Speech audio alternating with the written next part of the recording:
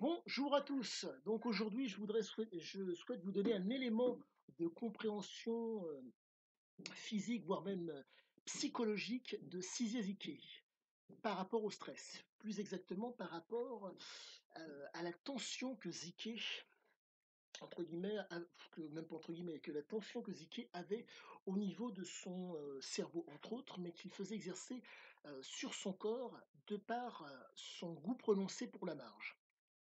Voilà qui est dit. Donc, Zike, il faut comprendre que c'est un homme qui, comme vous le savez, qui affectionnait la marge. L'action dans la marge et surtout dans les interdits. C'est ça qu'il faisait, entre guillemets, vibrer. La raison sine qua non qui fait que il appréciait ce type de situation, c'est l'adrénaline. Il faut comprendre que une situation pourvoyeuse de stress est une situation qui, pour lui, activait certaines zones cérébrales. Les zones en question sont l'amygdale ainsi que, pardonnez-moi, l'hippocampe. L'amygdale, c'est l'émotionnel, l'hippocampe, c'est la mémoire. Mais il faut comprendre que pour pouvoir vivre pleinement ses aventures, il devait avoir un certain niveau de tension. Pardonnez-moi, oui, c'est dans Sahara, propos qu'il tient qui est symptomatique de cette fameuse tension dont je vous parle. Il parlait donc aux gens avec qui il travaillait d'être relaxés, mais pas relâchés. Donc, ce qui veut dire qu'il faut maintenir une certaine tension pour pouvoir faire en sorte que ces hommes soient toujours actifs, voire réactifs. Et donc, Zike est un homme qui réfléchit par lui-même. Ce propos, vous pouvez le trouver dans Sixième gentilhomme de fortune, où il vous explique que lors d'un passage, pardonnez-moi, lors d'un séjour, lorsqu'il devait avoir 17 ou 18 ans en Argentine, il a été au contact d'escrocs argentins qui lui ont appris à réfléchir par lui-même. Et c'est à partir de là que, si je puis dire, cette nature d'escroc, cette nature, ce besoin de tension dans l'action, dans l'interdit, pour le plaisir, s'est présenté pour lui. Pour pouvoir maintenir un certain, comment dire, alors, ce qu'il faut à tout prix ne pas négliger et à tout prix comprendre. Trois choses sont fondamentales pour que cette tension, si je puis dire, soit qualitative et puisse être utilisée dans l'aventure. Il faut donc être disposé, avoir les dispositions et être disponible pour que vous puissiez d'autant plus visualiser la chose par rapport à vos vies respectives. Vous voyez l'objet de votre désir, femme, voiture ou ce que vous souhaitez.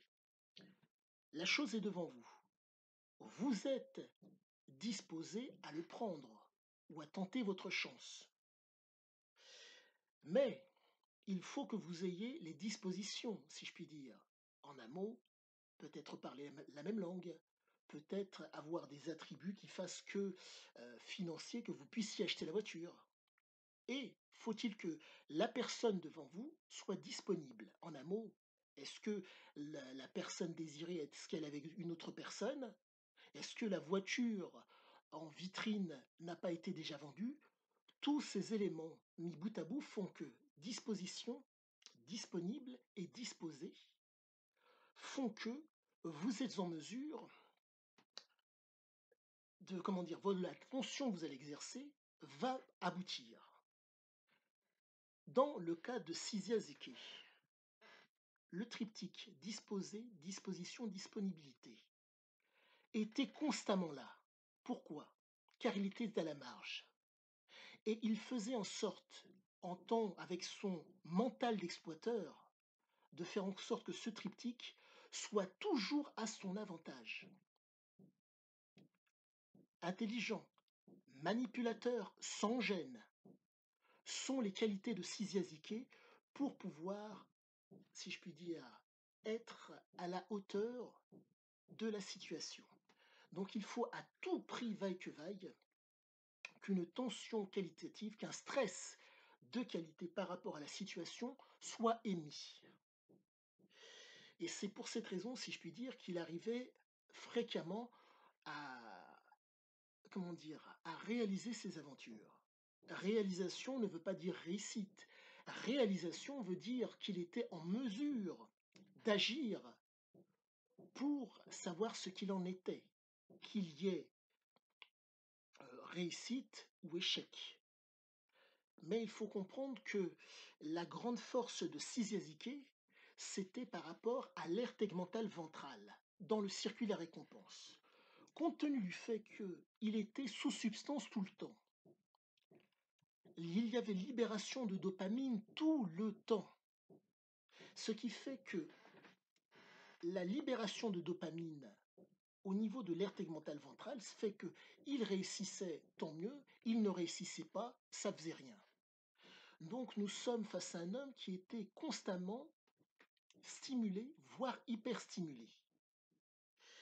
Et c'est pour ça que l'état dépressif était quasiment inexistant chez lui. Mais, petit bémol, il faut comprendre que lorsque Zike allait dans ses aventures, et comme son aire tegmentale ventrale était constamment sollicitée, et qu'il était, de par le fait qu'il était addict, et de par le fait que l'émotionnel régissait énormément sa vie, malgré qu'il faisait preuve d'intelligence, et si je puis dire, il faisait preuve d'intelligence et de réflexion, il était dans l'incapacité de s'arrêter. En un mot, toujours plus loin. Pourquoi? Il n'y a de grandiose que dans ce que l'on ne connaît pas. Et donc, ce grandiose, et en tout cas cette situation qu'il ne connaissait pas, et donc qui l'amenait à avoir un comportement compulsif, nécessitait une tension continue, d'être constamment, d'être relaxé, mais pas relâché. Mais le problème est le suivant. Le corps a ses limites, que vous le vouliez ou pas. Le triptyque dont je vous parle assez souvent, le soumis, l'exploiteur et le prédateur, ont une relâche, ont une relaxation qui est différente. Et donc, Zike, de par le fait qu'il était un exploiteur, il était dans l'action. Action physique, action psychologique. Ce qui fait qu'à un moment donné, il y avait, je dirais, une baisse d'énergie, une baisse de tension, qu'elle soit psychologique et qu'elle soit physique. Maintenir un effort avec une intensité très élevée, c'est un temps donné, ça ne peut pas durer. À un moment donné, ça chute. Les seuls qui peuvent, entre guillemets, se permettre et être capables de rester, si je puis dire, avec une tension continue, ce sont les prédateurs. Car ces messieurs, ou ces dames, sont en mesure de dominer sans pour autant diriger. En un mot, quelqu'un fait les efforts et eux tirent parti financièrement des efforts de ces personnes, de l'exploiteur ainsi que du soumis. Et Zike, de par le fait que c'était un homme d'action, donc un homme qui agissait, pouvait maintenir un temps donné cette énergie dans l'aventure. Donc, cette tension due aux événements, due à la marge, il pouvait la maintenir un temps donné. La tension sur les hommes, il pouvait la maintenir un temps donné, car venait à un moment donné la fameuse descente. De plus, l'homme était coutumier des substances, ce qui veut dire qu'il n'était pas stimulé, mais qu'il était hyperstimulé. Cette hyperstimulation, à un moment, il y a la fameuse descente. Et donc, pardonnez-moi, et donc, cette fameuse descente vous empêche de pouvoir, pardonnez-moi, cette fameuse descente fait qu'à un moment donné, vous ne pouvez plus. À la prochaine!